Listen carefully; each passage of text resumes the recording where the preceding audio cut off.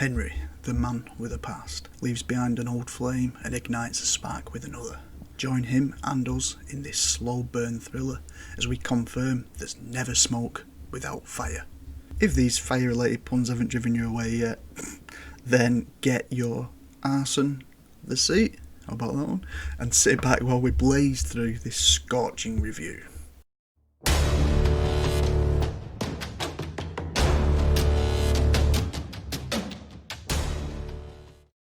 As you might have guessed by now, Firewatch is a game which, surprisingly, includes fire.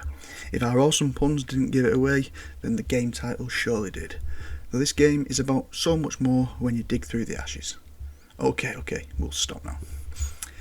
You play as Henry, a man trying to get away from real life for a bit who takes on a job as a firewatchman in the middle of nowhere. He seems desperately sad for personal reasons I won't spoil, and hopes this new job can help him come to terms with it.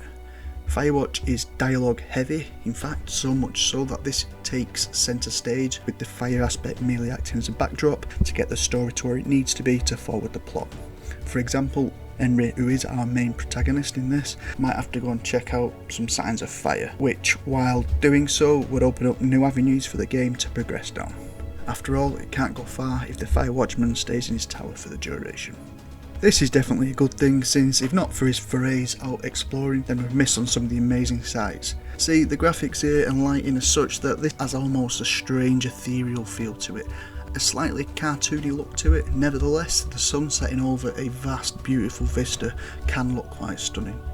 Before we get into the meat of the game though, let's briefly discuss performance. We've recently upgraded our rig, and as such it performed amazingly, with all settings on ultra kept at least 110 frames per second and often playing at double that. That was on a 4GHz i9 CPU with 32MB of RAM and an RTX 2060 GPU. Even with more moderate setup though, I think this wouldn't show any signs of struggle. There was no stuttering or screen tear, no noticeable popping, and to be honest, no real performance issues at all. Other than a very minor bug where when you try to go to an area you shouldn't, you can kind of get stuck in the environment to the extent it feels like you're walking through mud to try and get back out. Never was it game breaking, nor did we ever have to restart a previous checkpoint. It has to be said though, this game would be nothing had the dialogue been bad. Almost the entirety of it is played out via handheld radios between our character Henry and his colleague in the next tower over. Thankfully the two voice actors do a fantastic job here. From the moment they're introduced, there's never a dull moment, be it humour, anger, sympathy between the two, and believe in it has all that and more. It just works very well, and importantly, it's totally believable. Any chance of those kids getting a disease in this lake, like diphtheria or consumption or... Consumption? Not if they're not 19th century chimney sweeps, no. You know, whatever. I mean, if they drank a bunch, Giardia maybe, but probably not this time of year. Well, that's too bad. There seems to be genuine chemistry between the two, and nothing feels forced or contrived. Some backstory hints can be found amongst the various notes you might find around the map, but the game rarely offers you an hand to grip onto. You have a real map you have to load up to see, which has certain locations marked on it, just the same as it would in real life. This helps with the feeling of immersion, but can also lead to needless wandering around at times. I suppose this is personal preference, whether you prefer the immersion of a game, or whether you like a little bit more clarity in what you're supposed to do. Personally though, I just wanted to keep the story and dialogue progressing, and wouldn't have minded some mission markers to help us get from point A to B faster. The game shows itself to be multifaceted as you start to progress. You have Henry dealing with his past, and you have interesting and often banter type interactions between the two over the radio. And finally, you have the mystery arcs of the story, which develops independently. Throughout the playthrough, a feeling of strange melancholy stayed present. Could have been his backstory, the game story you play through, or a bit of both. But for us, there remained this slight feeling of sadness throughout. Get the feeling that was intentional though. It's hard to explain without spoiling the story, but it lasted right until the end credits rolled, and even for a while after, to be honest. With consideration, I believe this to be down to the fact that characters feel so real. They weren't just dead computer scripts going through the motions, they felt like real flesh and blood characters.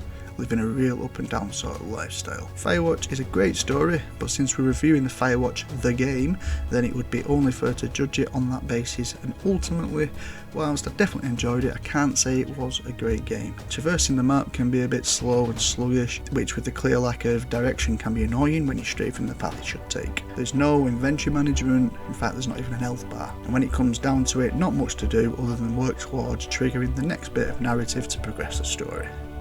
The map is largely open world, but in a game that offers nothing more than the linear story, then that mechanic is pretty much pointless, as you never have any real reason to explore the surroundings. If you want to invest your money and your mind into a strong story though, then you can't really go wrong here. It's not massively long, but at around 5 or so hours, it's longer than many of these type of games we've played in recent times. We got it at a significantly reduced sale price around £3.50, not sure I would recommend it at the usual price of £14.99 though. Overall, 9 out of 10 for the dialogue, 7 out of 10 for the story, and we're going to give it a 5 out of 10 for the gameplay. Thanks for watching guys, I hope you enjoyed. Please feel free to like and subscribe, it really does help. Any indie devs out there, please do reach out to us if you'd like us to check out your new or existing games. Thanks guys, take it easy.